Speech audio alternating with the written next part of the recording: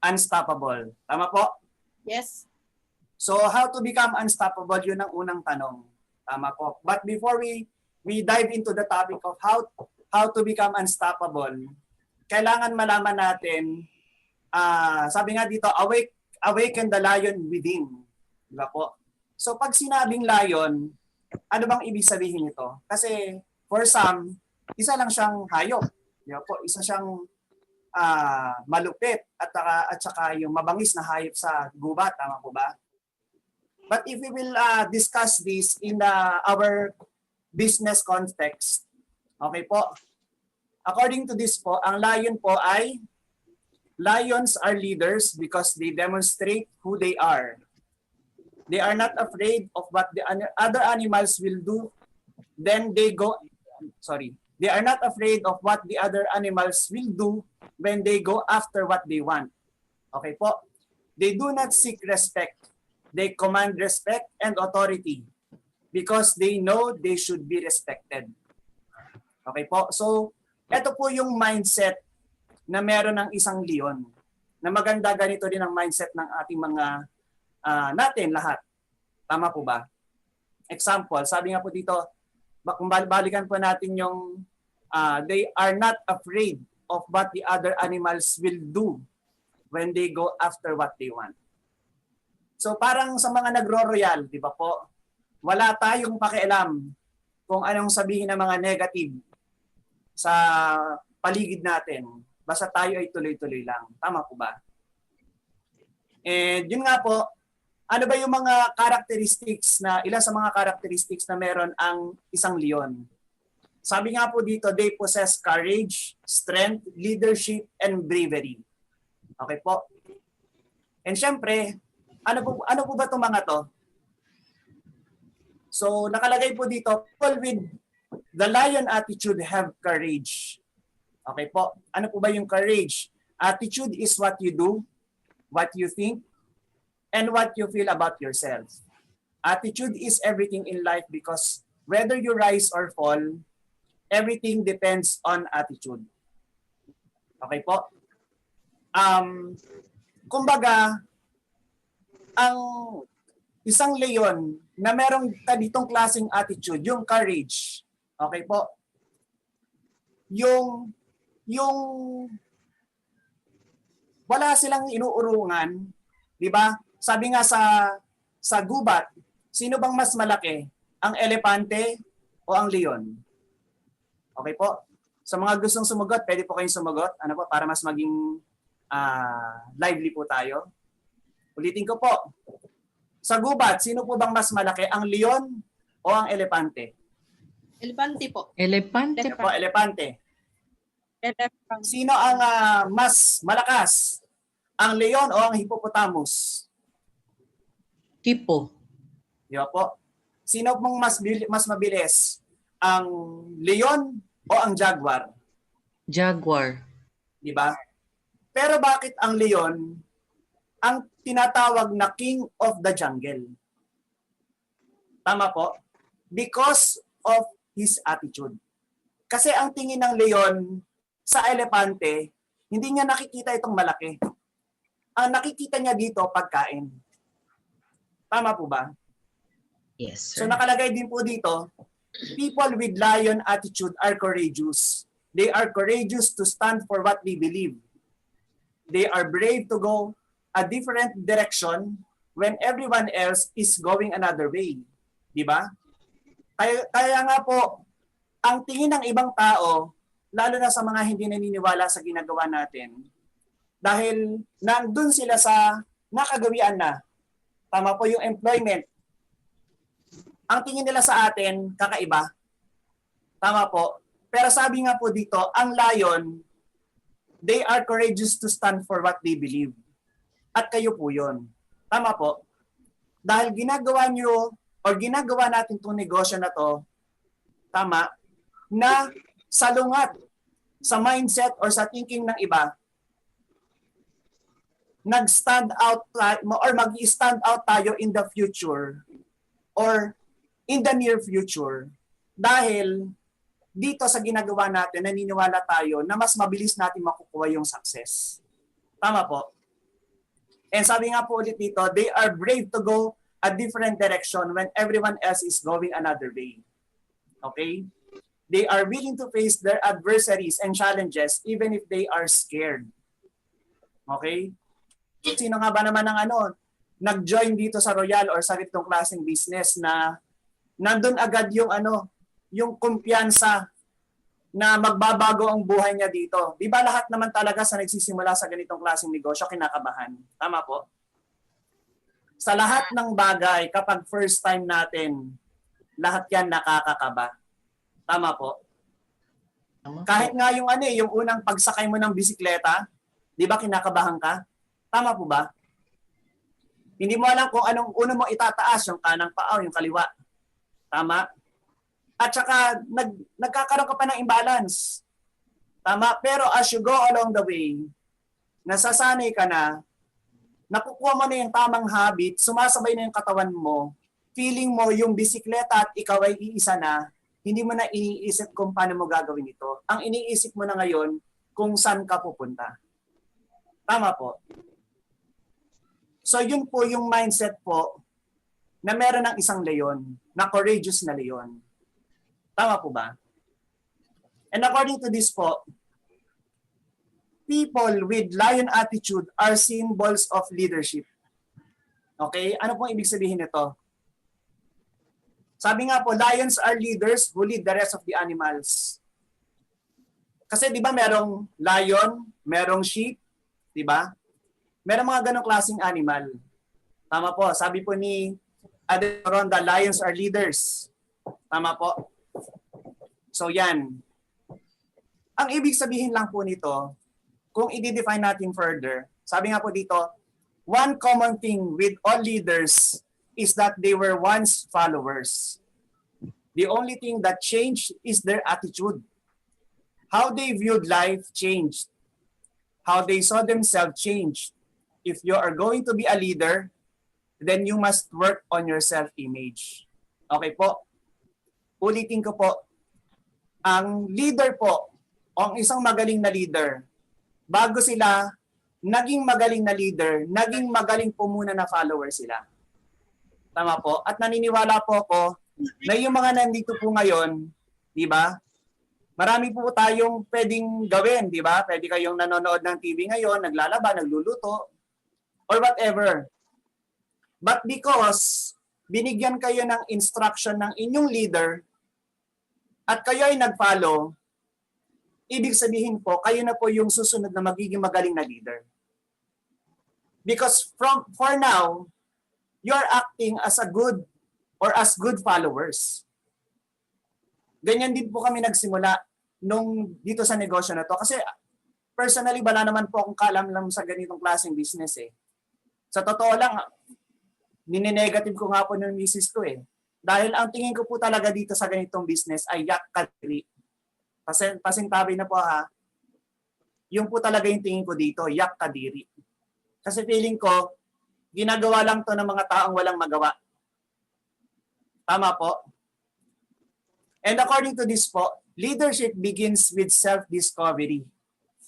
It begins when you realize that you become better than you already are. It grows when you have the courage to defend your beliefs, even if every other person is against you. Parang sabi nga po kanina, di ba po? It rises when you refuse to fit in because you do not like what your friends are doing anymore.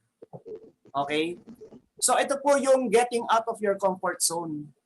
Ito po yung lumalabas ka dun sa nakagawian na. Diba kasi naniniwala ka na kapag ginawa mo yung nakagawian na, makukuha mo rin yung resulta na hindi mo naman talaga gusto. Dahil yun at yun lang ang ginagawa ng karamihan. Tama po ba? And sabi nga po, don't be like the sheep. Ano po ba ang sheep? And sheep po are people with the sheep mentality are directionless and spend most of their time around other people.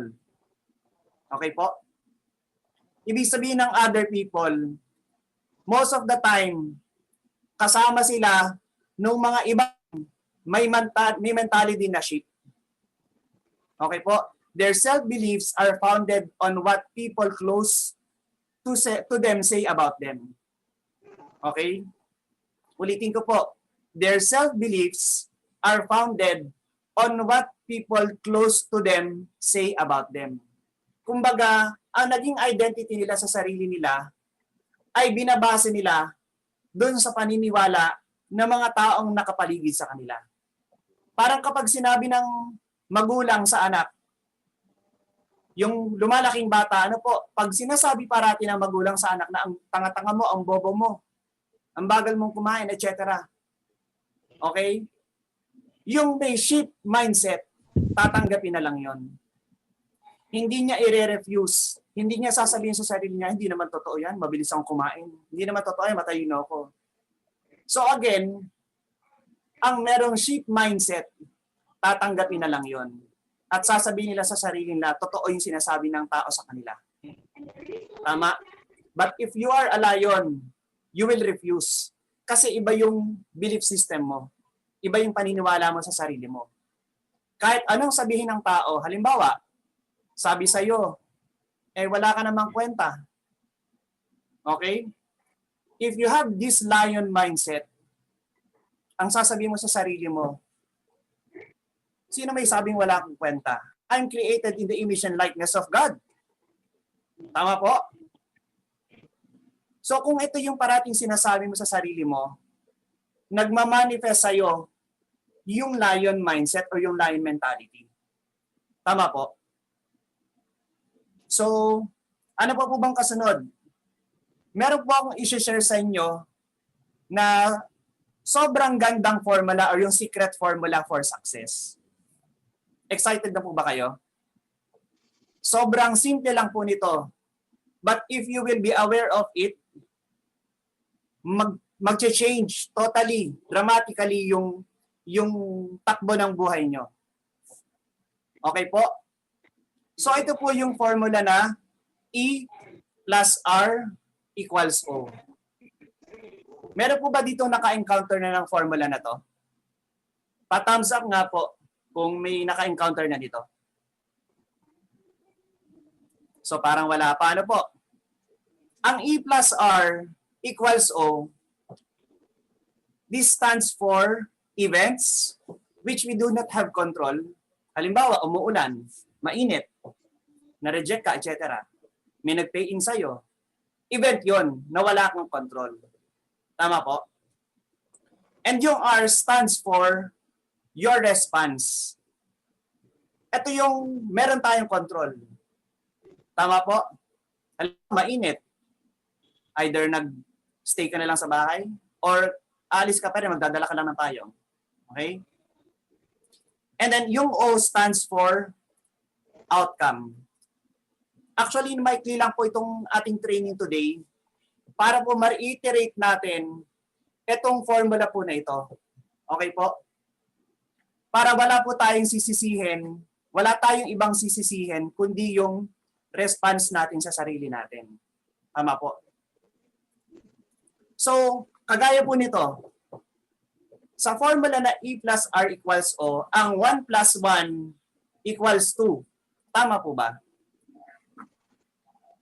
So kung gusto mo mabago yung number 2 at kung wala kang control dun sa etong sa unang number 1, ano ang kailangan baguhin?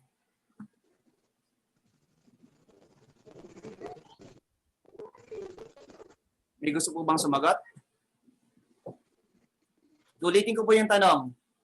Kung gusto po nating mabago yung resulta na 2, halimbawa gusto natin maging 3, maging 4, maging 5, maging 100, maging 2 million, ano po yung babaguhin natin? Yung unang number 1 po ba? O yung pangalawang number 1?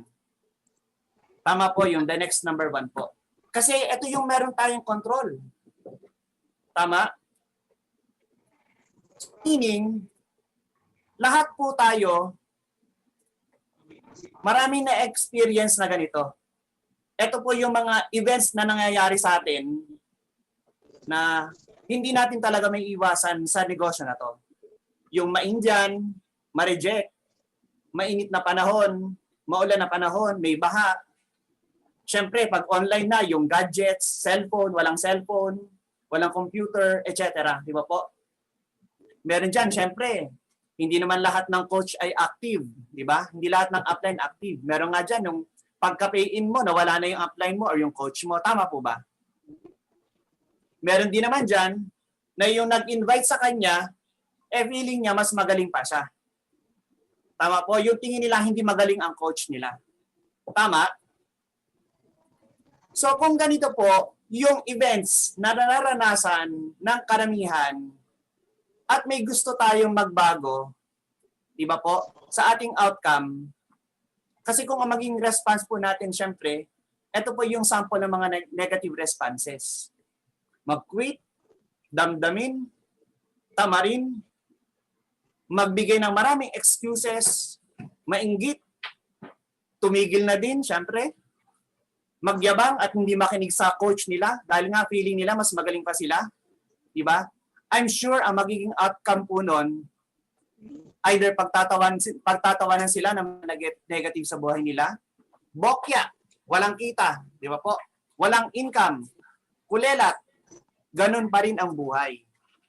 Tama? Sino po makakapagsabi na ang magiging resulta kapag ganito po ang responses ay magiging successful? Wala po akong nakilalang naging successful sa kahit anong negosyo na ganito yung response pero naging successful. Tama po ba? May kilala po ba kayong ganon? Di ba po?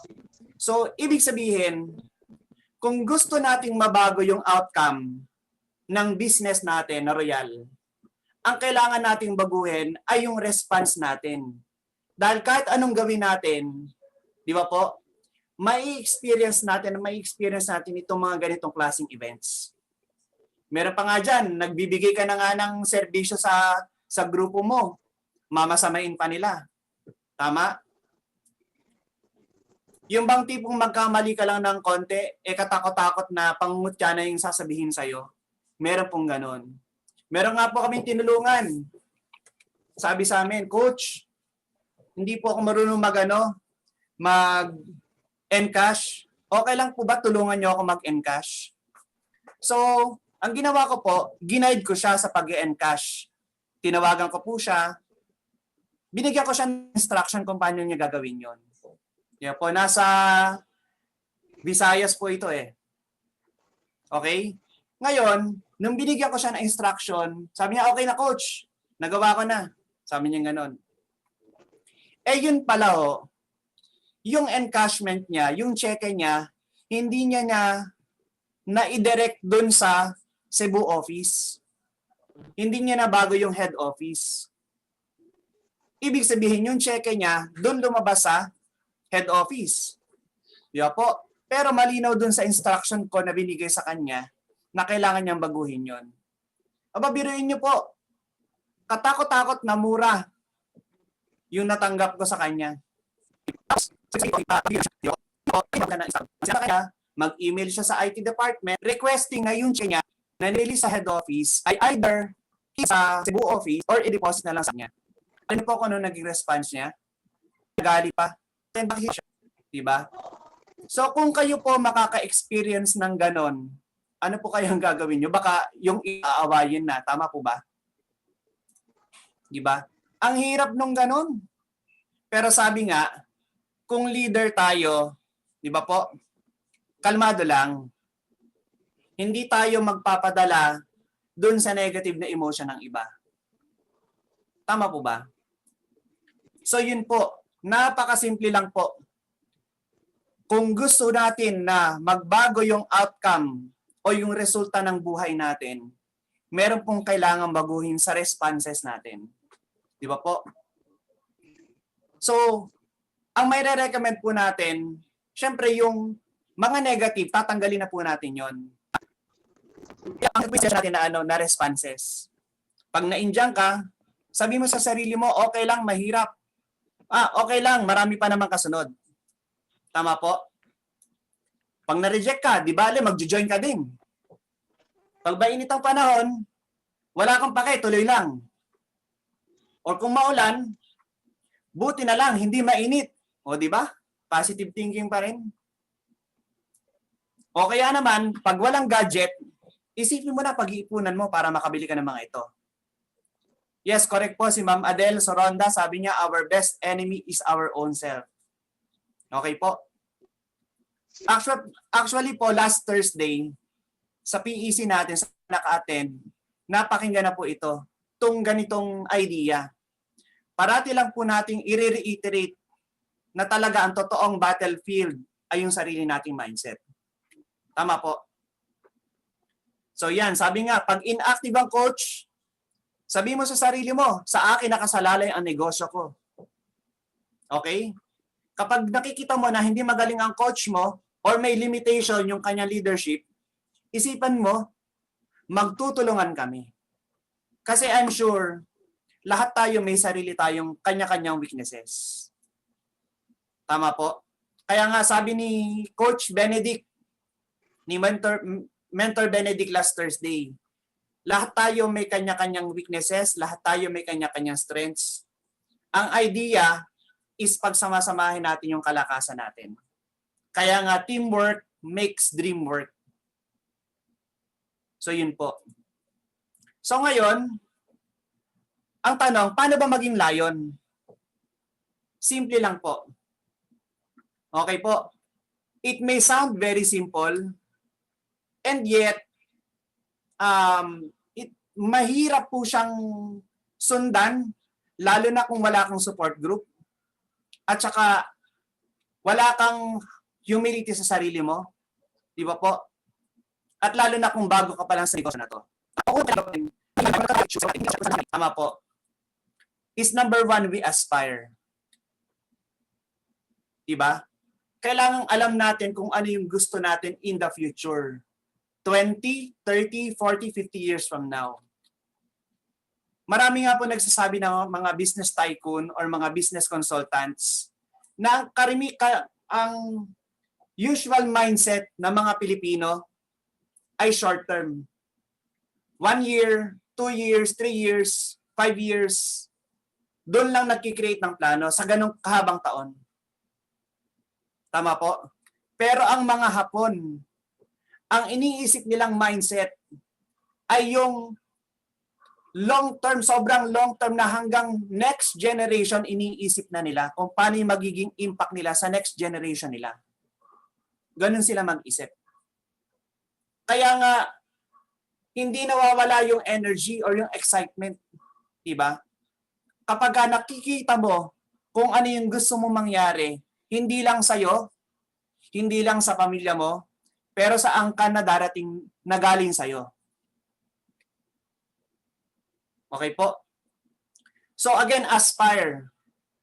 Bukod dun sa long term na gusto mo para sa'yo at para sa family mo, kailangan merong nagbibigay sa ating excitement na gumalaw araw-araw. Diba? Kailangan meron ding mga short term. Kagaya ng bagong cellphone. Diba po? Sa mga nag-i-struggle sa internet, lalong-lalo na yung mga may outdated na cellphone, it is best po na magsimula na magkaroon tayo ng decent cellphone na gagamitin natin sa business natin. Isipin na lang po natin na investment to na makakatulong sa negosyo natin. Tama po? So again, find your aspirations in life. Whether long-term, importante po na may long-term at importante po na may short-term. Okay? And then next po is be aware. Yung magkaroon ng awareness. Okay? Kasi kapag hindi tayo aware dun sa mga negative responses natin, patuloy at patuloy nating gagawin po itong mga ito. Akala natin okay lang yung pinapalagpas natin yung mga pagkakataon na nandiyan na yung prospect, hindi natin kinakausap. Akala natin okay lang yon. So kung hindi tayo aware, patuloy natin gagawin yon. Tama po? And next po is yung admit. Kapag naging aware ka na, halimbawa na naging aware ka na natatakot ka kapag or na-intimidate ka kapag may leader quality na prospect dyan sa harap mo, kailangan ma-admit mo yon. At kapag na-admit mo yon, only then makakahanap ka or makakapag-isip ka ng solusyon para dun sa mga weaknesses mo na yon. Di ba po? So after mo ma-admit, di ba? Minsan itong mga to, malalaman mo lang kapag pinaprangka ka ng upline or ng coach mo. Yun nga lang, merong mga distributors, meron tayong mga business partners na kapag sinabihan na, paano hindi ka naman nagsusulat ng prospect list? Di ba? Paano ka magkakaroon ng invite? Paano ka magkakaroon ng prospect list? Hindi mo naman tinitingnan yung cellphone mo. Paano ka magkakaroon ng prospect list? Wala ka namang notebook. Wala ka namang pagsusulatan. Inaasa mo lang sa cellphone mo. Okay lang naman yung cellphone. Di ba? Pero iba pa rin yung pag nagsusulat ka. Kasi the moment na sinusulat mo yung pangalan ng prospect mo, mas nagre-register siya sa subconscious mind mo na kailangan mo siyang tawagan, kailangan mo siyang kausapin, kailangan mo i-approach.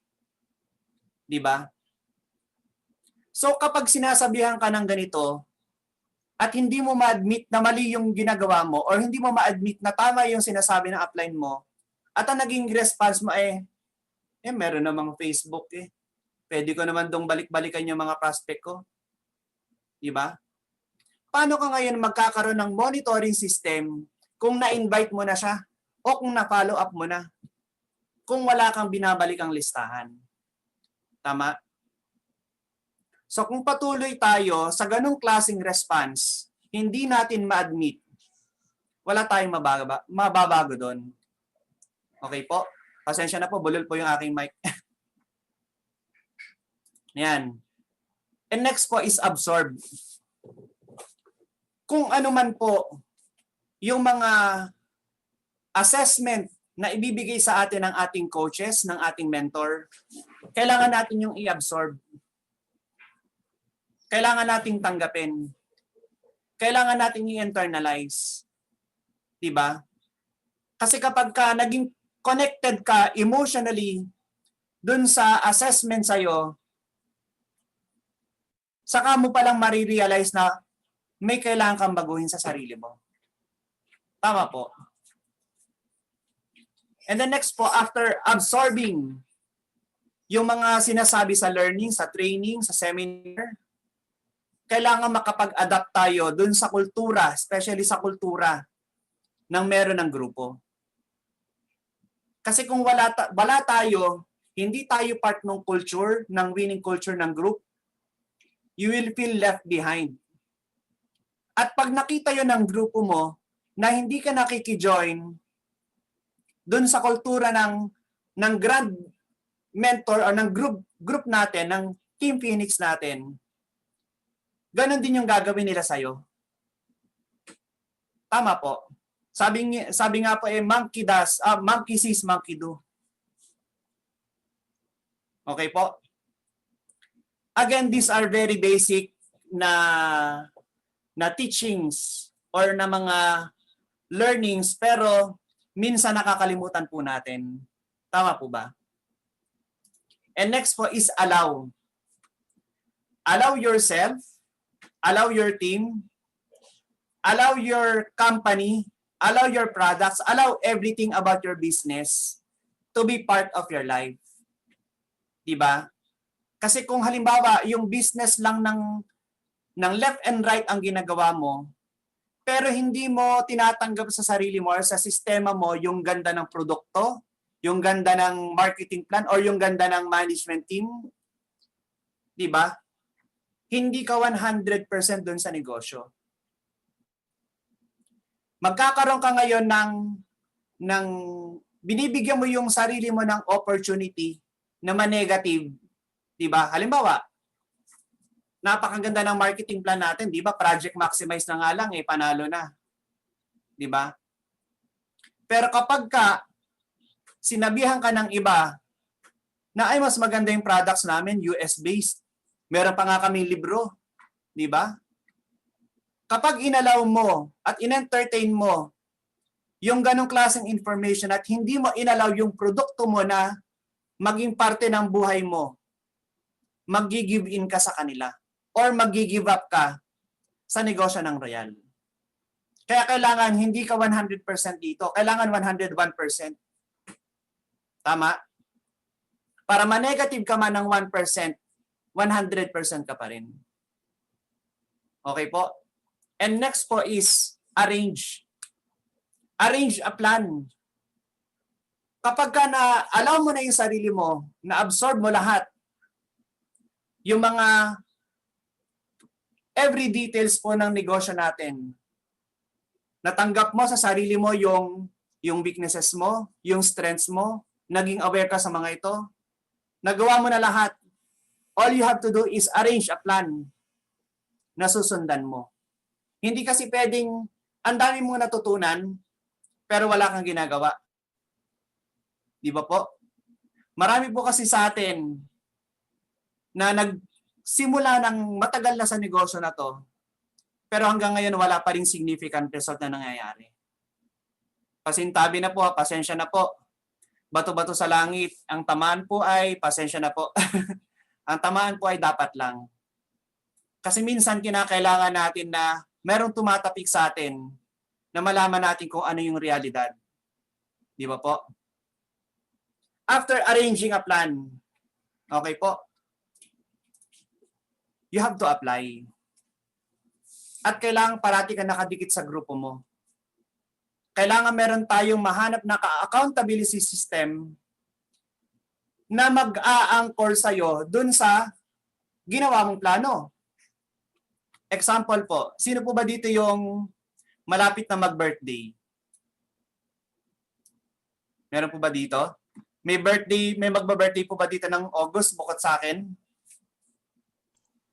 Kahapon po. Kahapon po. Sino po yun? Zenia, sir. Ma'am. Opo. Birthday mo rin kahapon? Opo. Wow, belated happy birthday. Thank you po. Okay po. Pero sino po yung magba-birthday pa lang? Month ng September. Okay po, baka ayaw nilang magsabit, baka magpalibre tayo, ano po? Anyway, si Ma'am, sino nga po ulit yun? Ma'am Sena? Sana po ba yun? Yes, sir. Zenia, sir. Senya.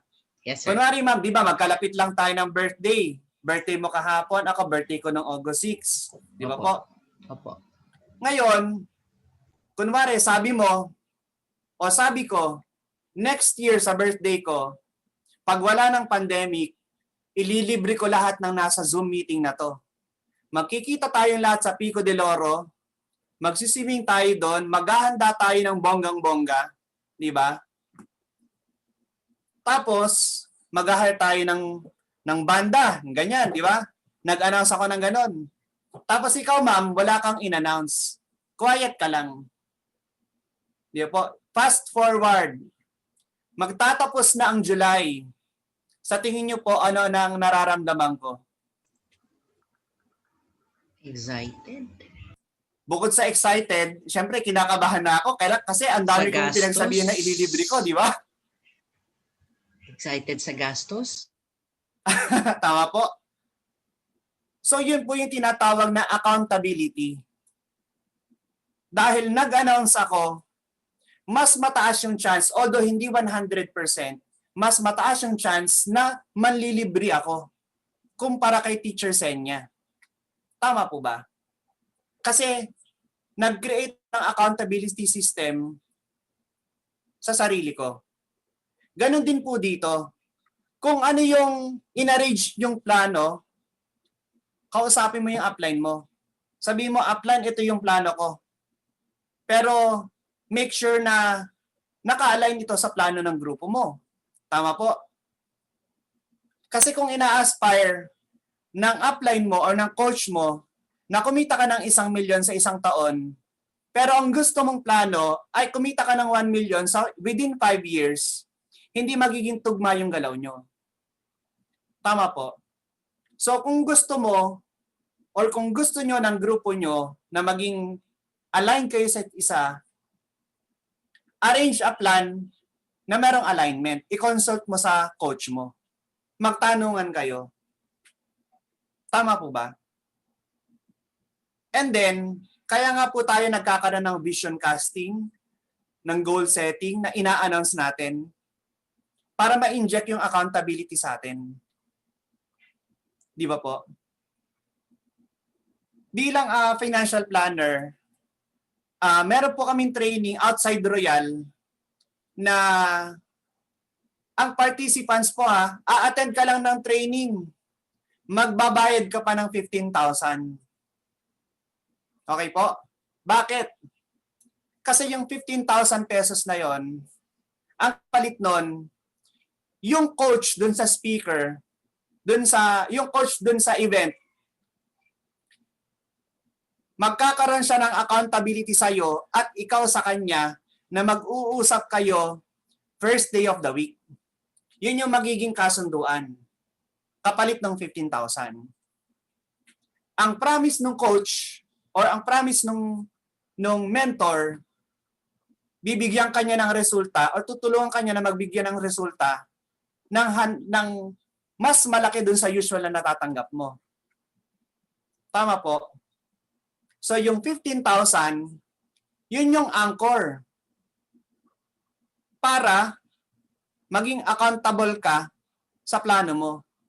Alam niyo po, ang ganda po ng mga nagiging resulta dun sa mga nag-a-apply po dun sa ganong klaseng program, yung nagbabayad sila ng 15,000. Bilhin niyo po, 15,000. Ang kapalit, kikita sila ng 100,000, 200,000. Tama po ba? So, ganun din po dito sa business na to. Diba? Sa mga naka-single account po, at kung sa tingin nyo, hindi to masyadong malaki sa inyo, I tell you po, iba yung magiging galaw nyo kapag in-all-in mo na, kapag sinagad mo na yung 7. Diba? Lalong-lalo na kung yung 7 mo ay hirapan mo talaga.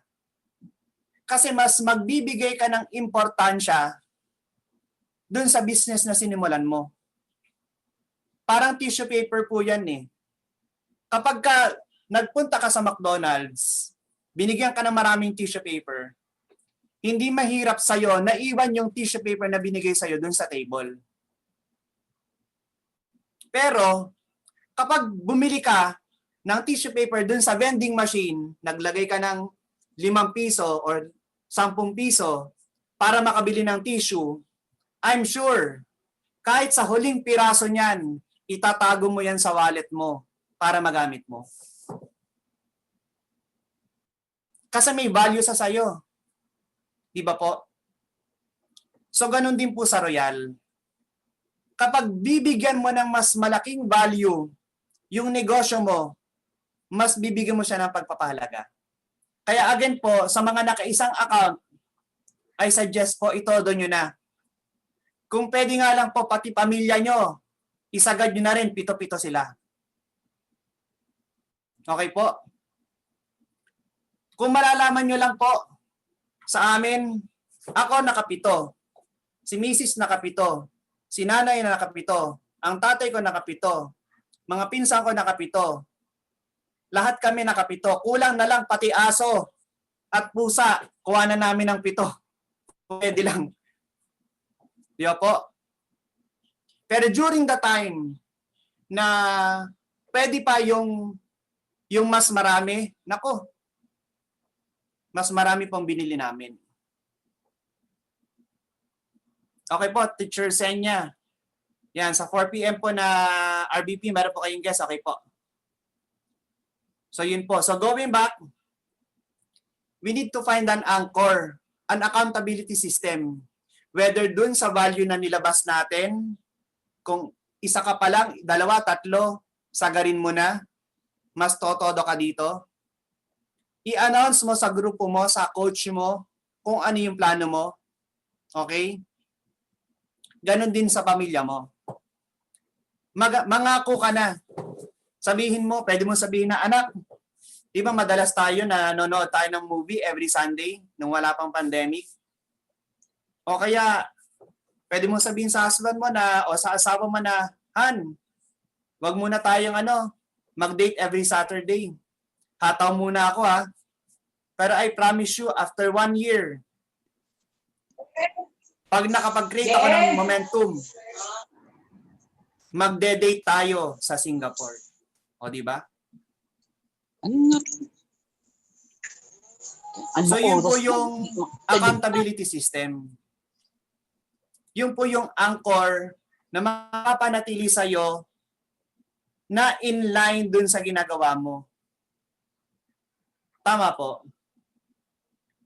So ito po yung mga bagay na kapag ginawa natin, lalong-lalo na kapag nasa tama kang grupo, na kagaya ng Team Phoenix, di ba po? Hindi ka mahihirapan na makita or ma-develop, mapalabas yung leon sa sarili mo. Di ba po? Kagaya po ni Coach Marifi, parati ko po yung nakikita at nararamdaman, di ba, na active sa online. Tingnan ko nga lang yung Facebook account niya, napapower na ako eh. At nakikita ko po yung obedience niya. Di ba? Yung obedience niya kay Coach Benedict, kay Coach Arnel, sa lahat. Talagang 101% yung attitude na pinapakita ni Ma'am Marifi. Okay po? Kaya naman po hindi nakakagulat na magkaroon ng napakagandang result si Ma'am Marifi. Diba? Dahil sa nag-manifest sa kanya yung lion attitude. Yan po. Ganon din po yung nagsalita ng grabe si Coach Ruel. Nung nagsisimula po kami, di ba? Natatandaan ko po yun, Coach, ikaw ba yung nagmumotor o ikaw yung umaangkas motor ng upline mo? Nakaangkas, di ba? For the longest time, di ba? Parati namin sila nakikita na magkaangkas sa motor. Wala pang pandemic noon, syempre. Nakita ko yung perseverance sa kanya. Na-witness namin yon. Yung kahit umuulan, kahit mainit ang panahon, nandun, nasa opisina kami, yes, drop everything. Na-imagine niyo po yung yung habang ongoing ang presentation, nakapila kami dun sa labas ng building. Kahit umuulan, may kanya-kanya kaming payong. Dahil ayaw namin na hindi kami makakaupo sa training room after ng RBP. Diba, Coach Ruel, naalala mo yon? Diba? Tapos may bit-bit pang may bit-bit pang sari-sariling bangko. At alam mo, kapag pumasok ka dun sa PEC, SPC tuloy, sa PEC, hindi ka na pwedeng lumabas dahil wala nang madadaanan. Yung dinadaanan ng speaker, pagkapasok niya, mapupuno na ng bangko yun. Pati speaker, hindi na rin pwedeng lumabas.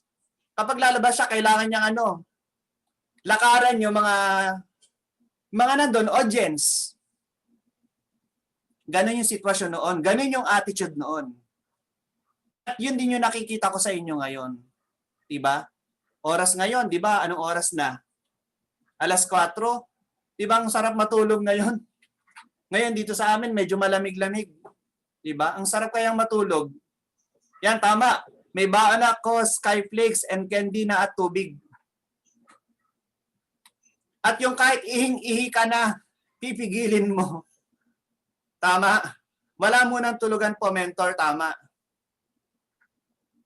Alam mo yun, nasa loob ka na kahit ihing-ihi ka na, hindi ka lalabas. Dahil hindi ka talaga makakalabas. Ganun yung attitude namin nun. Excuse me po. Yes, na-try ko din po. Diba? So yun po, yung mga bagay na makakatulong po na mapalabas yung leon sa sarili natin. Again, aspire. Have a clear vision of what you want 20, 30, 40 years from now. Pero syempre, tingnan mo din yung mga small wins na pwede mo ma-akbar na ngayon. Di ba? Pwede niyo po siguro isagot sa chat group. Ano yung gagawin nyo? Halimbawa, meron kang extra 100,000 pesos ngayon. Paano mo pasasayahin ang sarili mo? I-type nyo nga po sa chat group natin. Ako, pwede akong magpamasahe ng bonggang-bongga, samgyupsal, magmi-milk tea ako, di ba? Bibili ako ng MacBook Pro. Kayo po, anong gagawin nyo kung meron kayo 100,000 pesos na extra na pwede nyong gastusin? Kasi alam nyo, next week may parating ulit na 100,000 pesos. Anong gagawin nyo po doon?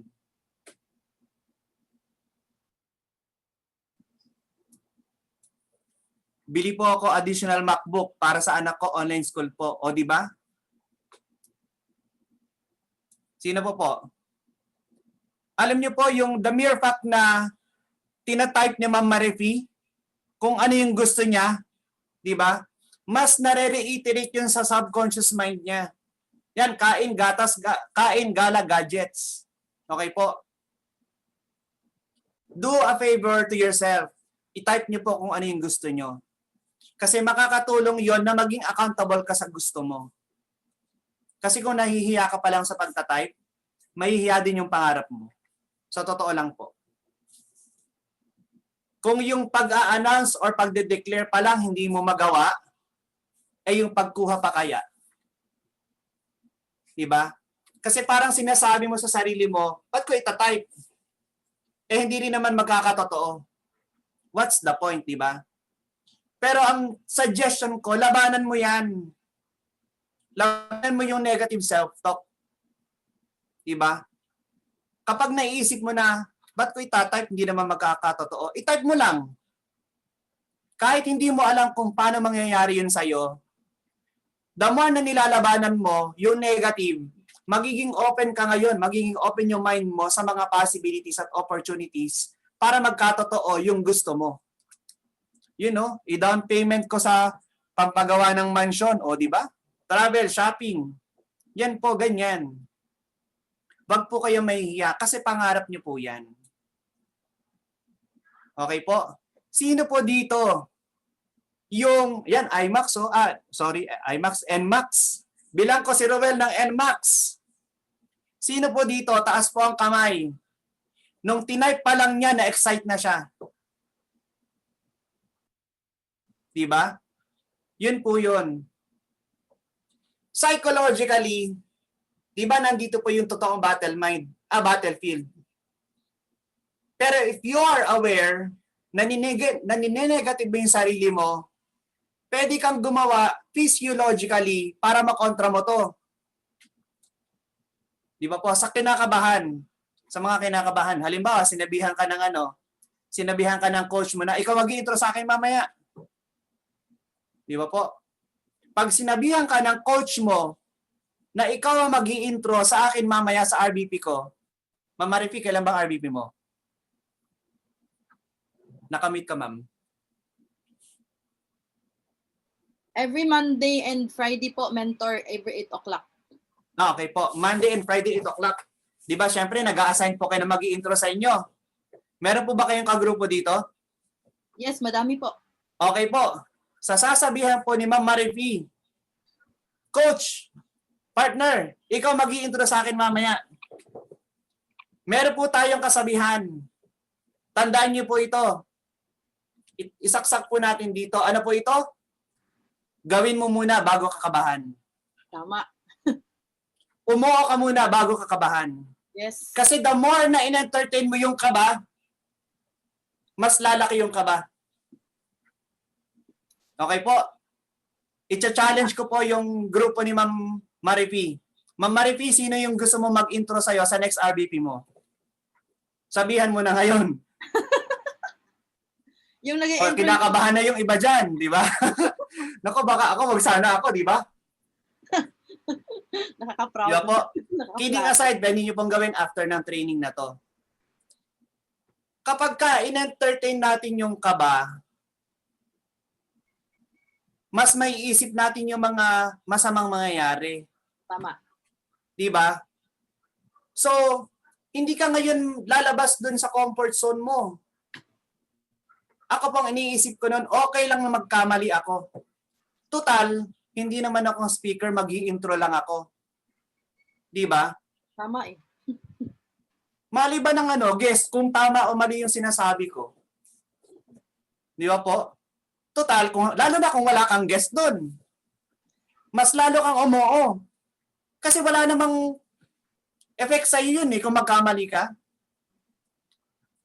Di ba po? So again, kapag sinabihan ka ng upline mo, ikaw mag-RBP. Yes, upline. Saka ka nakabahan. Diba? At least naka-oo ka na. Ang susunod mong iisipin ngayon, hindi na yung hindi na yung mga pagkakamali na pwede mangyari. Ang susunod mo na iisipin ngayon, dahil naka-oo ka na, ay yung mga dapat mo nang gawin.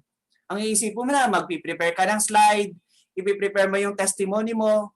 Tama po? I-prepare mo yung sarili mo na. Kasi naka-oo ka na. Tama eh. Tama talaga. Di ba? Kaya, kailangang mas mabilis tayo sa negative. Sabi nga po, there are two dragons. The bad one and the good one. Sino po yung mananalo?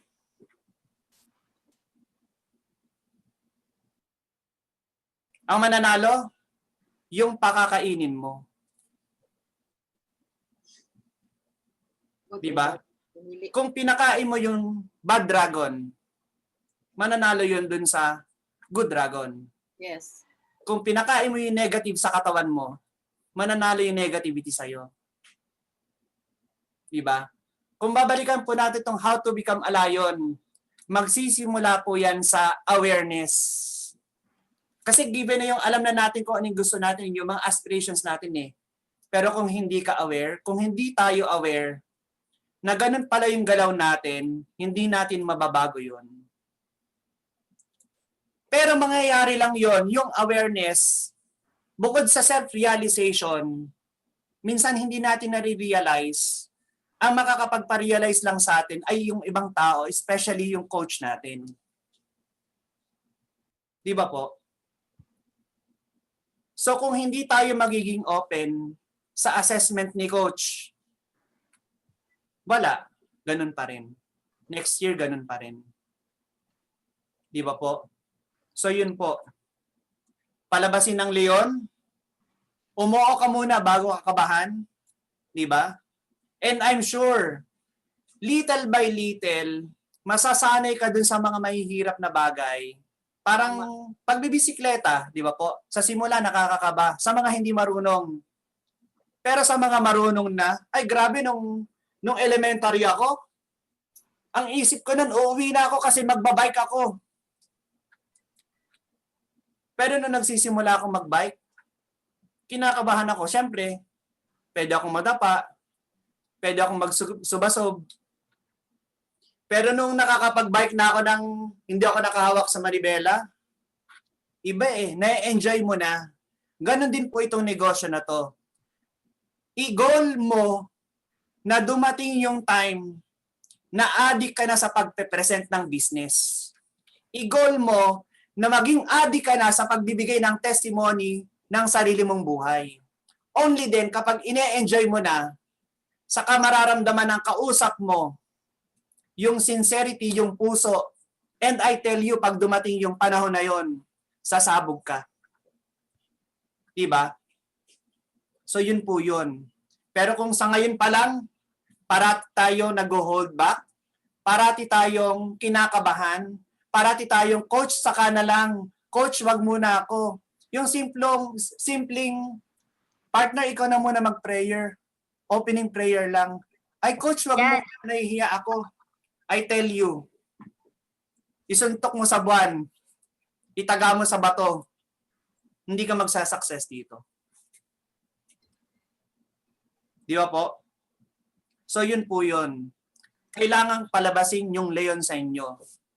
Dahil, ang leon, kung makahanap ka ng leon na prospect mo, at ang tingin niya sa'yo, hindi leon, hindi siya magjo-join sa'yo. Yes.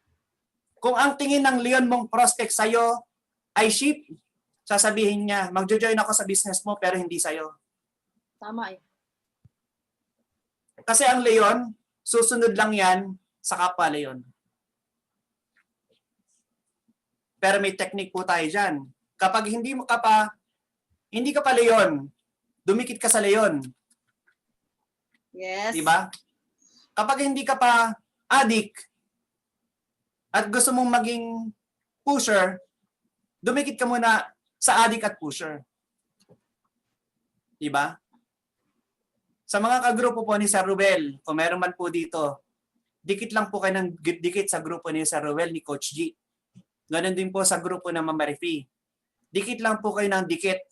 Kasi little by little, yung mindset nila, the way they talk, the way they speak, the way they move, makukuha nyo po yun unti-unti.